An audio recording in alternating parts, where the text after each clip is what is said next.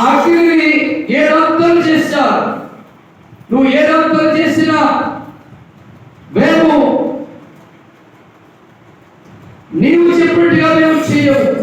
నువ్వు మనుషులవి, ఈ బబులోను సామ్రాజ్యానికి రాజు కావచ్చు, అయినంత మాత్రాన నువ్వు దేవుడు కావు. చూడండి, ఈ ఇబ్బంది కొలుపులో ఈ శబ్దకు మెషకు అభ్యర్థులు వారు నిలిచారండి. పరీక్షలో నిలిచారు కాబట్టి, గెలిచారు కాబట్టి, నాలుగో వాడిగా దేవుడు ఆ అగ్నిగుండంలో ఉండి అగ్నిని శరణించాడు. అగ్ని కాల్చకుండా మౌనముగా ఉంది. అగ్ని మాట సలారిపోయింది. అగ్ని మండుతూ మండుతూ మండుతూ ఉంది. కానీ పరీక్షలో నిలిచినటువంటి భక్తులు కాల్చబడలేదు. ఇబ్బందిలో ఉన్నటువంటి భక్తులు మాట తప్పలేదు కనుక వారి వస్త్రములు కాల్చబడలేదు, వారి తలవెంట్రుకలు కాల్చబడలేదు, వారి పాదాలు కూడా కాల్చబడలేదు. సురక్షితముగా ఉన్నారు. చప్పట్లు నిలబడుతున్నాం, గట్టిగా చప్పట్లు నిలబడుతున్నాం. సురక్షితంగా ఉన్నారు, క్షేమంగా ఉన్నారు. అది చూసిన రాజు నెబుకద్నెజరు గుండెలు పాదుకున్నాడు. ఏంటి అద్భుతం, ఏంటి ఆశ్చర్యం! వాళ్ళ వస్త్రం కూడా కాలలేదేంటి, వాళ్ళ తలవెంట్రుకలు కూడా కాలలేదేంటి? అగ్నిని ఏడంతలుగా చేశాం. ఎందుకంటే ఇబ్బంది కొలుపులో దేవుడు వేస్తానన్నాడు. దేవుడు మనల్ని కూడా అలాంటి ఇబ్బంది కొలుపులో వేసినప్పుడు మనం ఎడమగాని కుడిగాని తప్పిపోకూడదు, తొలగిపోకూడదు. ఏ ఇబ్బంది వచ్చినా, ఏ శ్రమ వచ్చినా, ఏ బాధ వచ్చినా, ఏ చీకటి వచ్చినా, ఏ తెలివి పెట్టినా మనం తప్పిపోకూడదు, తొలగిపోకూడదు. ఇలా చాలా మంది కూడా తప్పిపోతున్నారు, తొలగిపోతున్నారు. ఆచారాల వైపు, మూఢనమ్మకాల వైపు, ఏమని అదే రీతిగా చాదబడి వైపు, తాళి వైపు తప్పిపోయి తొలగిపోయి ఐగట్టు ఈ కట్టుకుంటున్నారు. నువ్వు పరీక్షలో ఓడిపోతున్నావు, ఏ పద్ధతిలో తప్పిపోతున్నావు. ఈ పరీక్షల సమయంలో ఈ పునరుత్థాన మందు ధైర్యంగా నీతో తెలియపరిచేది ఏమిటంటే, దేవుడు నిన్ను ఇబ్బంది కొలుపులో పుట్ట వేసినప్పుడు నువ్వు నిలవాలి, నువ్వు గెలవాలి. నీవు పరీక్షలో నీవు ఉత్తీర్ణత పొందినప్పుడే దేవుని ఆశీర్వాదానికి యోగ్యురాలు, అర్హుడవు. శత్రులకు మెషకు అభ్యర్థులు అని వారు ప్రాణాలు పెట్టడానికైనా వేదిక వేయలేదండి.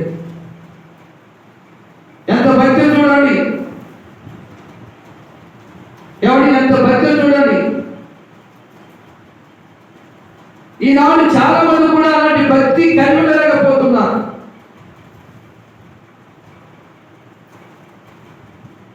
ఆ బీద బతుకురాలు, ఆమె దగ్గర 2 కాసులే ఉన్నాయి. లేవిలో నుంచి కలిగిన మంది కూడా కానుక వేసింది. మనకి ఎంత ఉన్నా కానీ ఆ 10 రూపాయలు కానుక తప్ప ఎక్కువ రాదు మనకి. ఏమండి ఉన్నా కానీ ఈమె లేవిలో నుంచి కలిగిన మంది తీసుకొచ్చి ఎవరికి ఇచ్చింది? దేవుని ఆలయంలో కానుకగా వేసింది. మనకు ఉన్నా కానీ దేవుడికి ఇవ్వడానికి మనసు రాదు. హాస్పిటల్కి అయితే వేలు పెడతాం, హాస్పిటల్కి అయితే వేలు తగలేస్తాం. సరుకుంటునైనా దొరుకుంటునైనా, ఎవరు అప్పు చేసేనా, ఏదో వాళ్ళు అమ్మైనా ఎవరి హాస్పిటల్కి తగలేస్తాం, డాక్టర్ పాలు చేస్తాం. కానీ పరమ డాక్టర్ని యేసయ్యకు మనము ఇవ్వడానికి కొరత చేతులుగా ఉంటున్నాం. ఇచ్చే మనసు లేదు. ఇచ్చే మనసు లేనప్పుడు దేవుడికి కలిగిస్తాడండి. ఆ బీద వాళ్ళు చూసారా? ఎవరో ఇంట్లో ఏమైనా దాచుకుందా, మనకు బైబిల్ ఏమైనా దాచుకుందా, బ్యాంక్ ఏమైనా దాచుకుందా? అక్కడ ఏముంది? ఆమెకు 2 కాసులు. ఎన్ని కాసులమ్మా?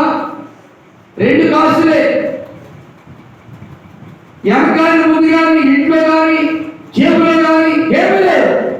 అయినా కానీ దేవుడికి ఇస్తే దేవుడు నాకు ఇస్తాడనే నిరీక్షణ, దేవుడికి ఇస్తే దేవుడు నాకు ఇస్తాడనే విశ్వాసం. ఆ విశ్వాసంతో తనకు కలిగిన 2 కాసులు తీసుకొచ్చి దేవుడికి ఇచ్చింది.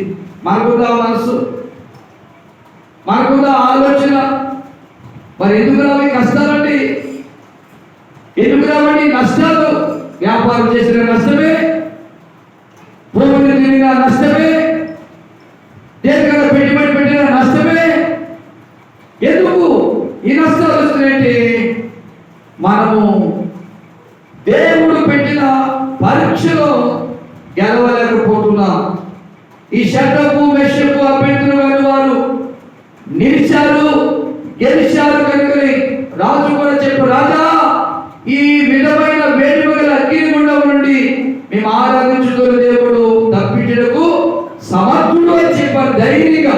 మీకున్న ధైర్యం? ఎవరి అమ్మకి చెప్పే ధైర్యం నీకుందా?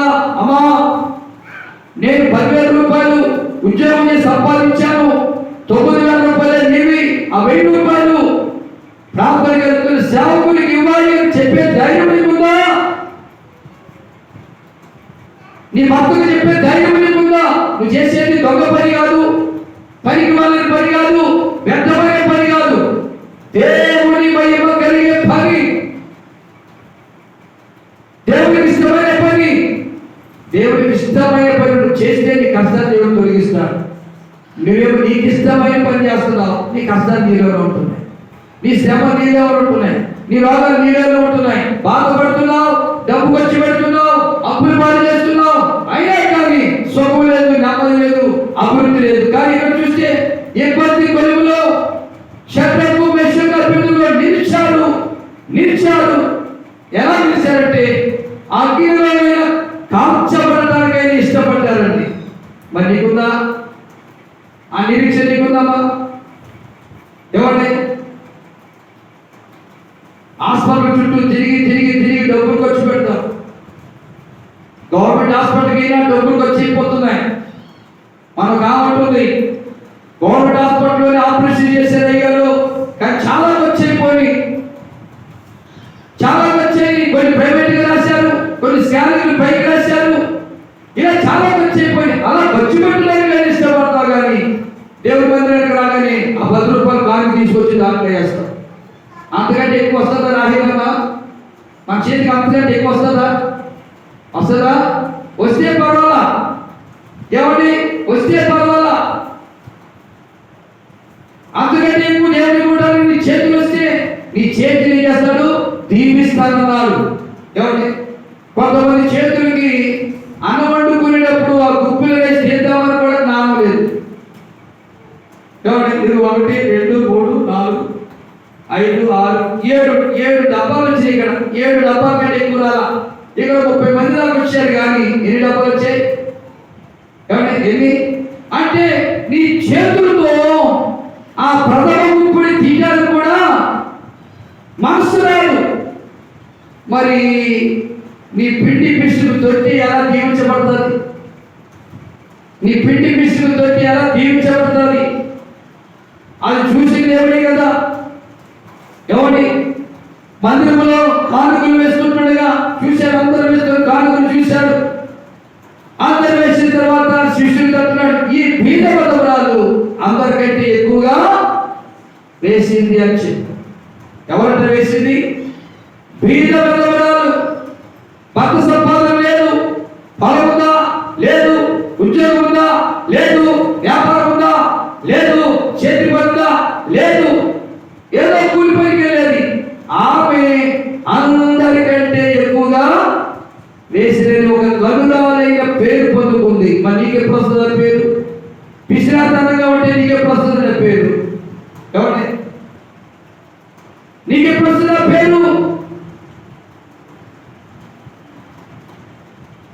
ఈ పవిత్ర సభలో పరిశుద్ధాత్మ చెప్తున్న మాట ఏమిటంటే, షడ్రకు మెషకు అభ్యర్థులు వారు ప్రాధాన్యతకైనా వెనుకైనది కనుక ఆ రాజుకు కోపం వచ్చి అగ్నిగుండంలో విసిరేశారు. కానీ వారి వస్త్రాలన్నా కాలే. ఆ ఇబ్బందులు వస్త్రాలు కాలలా. కారణం దేవుడు మాట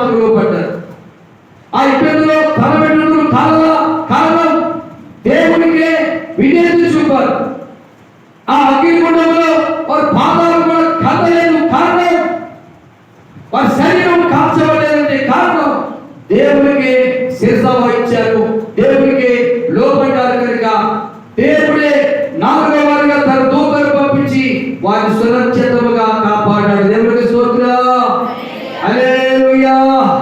అంతేకాదు కానీ కాపాడినటువంటి దేవుడు వారి యొక్క త్యాగాన్ని బట్టి, వారి యొక్క విశ్వాసాన్ని బట్టి, వారి యొక్క ఆత్మీయ సమర్పణను బట్టి ఆ బబులోను సామ్రాజ్యంలో వారిని ముగ్గురు కూడా సింహాసనం ఎక్కించాడు. దేవుడితో చెప్పండి. ఎలా అంటే ఈ రాజుకు ఆశ్చర్యం కలిగింది. మంత్రి మనం ఎంతమంది ఇష్టం? ముగ్గురండి. నాకు నలుగురు కనపడుతున్నారండి. నలుగురా? ఏమి చూస్తే ఏమిటి నలుగురు కనపడుతున్నారు? అవునవునయ్యా, మన ముగ్గురినే ఇష్టం, నలుగురు కనపడుతున్నారు. కానీ ఈ ముగ్గురికి ఏ హాని జరగల, ఏ కీడు జరగల.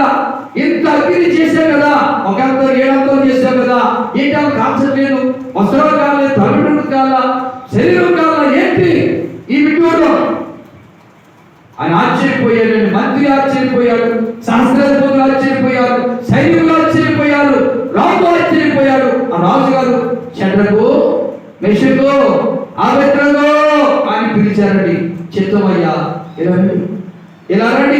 ఇలా రండి అంటే ఆ అగ్నిలో వచ్చి నడుచుకుంటూ ఏమండి, అగ్నిలోంచి నడుచుకుంటూ షడ్రకు, మెషకు, అబేద్నగో వారు బయటకు వచ్చారు. వచ్చిన తర్వాత వాసన చూస్తున్నారు, వస్త్రాలు కాలియా, కాళ్ళ తలబెట్టిన వాసన చూస్తున్నారు, కాలియా, కాళ్ళ శరీరాన్ని చూశారు, కాలిందా, కాలలేదు. అప్పుడు రాజు మనసు మార్చుకుని, రాజు బుద్ధిని మార్చుకొని, రాజు ఉదయ తలపులు మార్చుకొని, నిజమే నేను ఈ అద్భుతం చేయగలుగుతానా? నాకు ఆ శక్తి లేదు, నాకు ఆ సామర్థ్యం లేదు, నేను దేవుడు అవుతాను కాదు. కాబట్టి ఇదిగో ఈ షడ్రకు, మెషకు, అబేద్నగో వారు ఆరాధించుతున్న దేవుడే నిజమైన దేవుడు కనుక ఇక నుంచి వీరి దేవుడిని ఆరాధించాలి. చెప్పగలమా? హల్లెలూయా. చూడండి, వారి యొక్క త్యాగం, వారి యొక్క నిరీక్షణ, వారి యొక్క ఆత్మీయ జీవితాన్ని బట్టి వాళ్ళందరూ కూడా, ఆ దేశంలో ప్రజలందరూ కూడా ఈ దేవుడిని పూజించాలని ఏమంటే రాజు టంగేపించాడు. ఎంత గొప్ప కార్యం! అంతేకాదు కానీ ఈ షడ్రకు, ఈ మెషకు, అబేద్నగో తీసుకెళ్ళి 3 కుర్చీలపై కూర్చోబెట్టి వారికి మంచి పదవులు ఇచ్చారు, మంచి హోదాలు ఇచ్చారు, మంచి అధికారాలు ఇచ్చారు, మంచి ఐశ్వర్యాన్ని ఇచ్చారు. చెప్పండి, హల్లెలూయా. జలములలో